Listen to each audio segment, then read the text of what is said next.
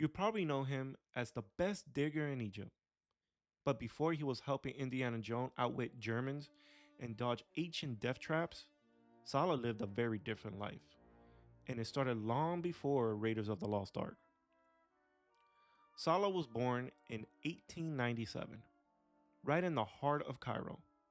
He was the seventh born of a seventh born, and his family had deep roots in Egypt's ancient past. We're talking generations of tomb scavengers, desert wanderers, and maybe even a little Bandung blood in the mix. He was named after Salah al-Din, who was a sultan of Egypt and a general. And from a young age, he was already obsessed with the mysteries buried in the sand. His dad worked on night.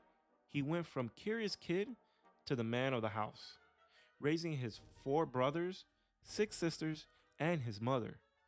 He once said it felt like the world had ended. Can you blame him? That could have been the end of his story. But the very next year, fate has something else in mind.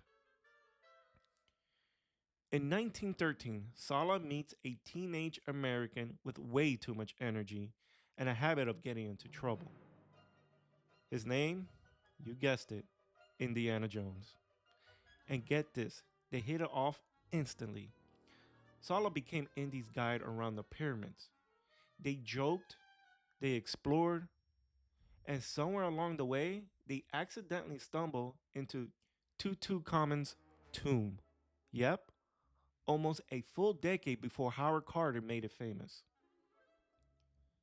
They even got wrapped up in a crazy conspiracy involving something called the Rings of Osiris and a villain named Gustav von Trippen.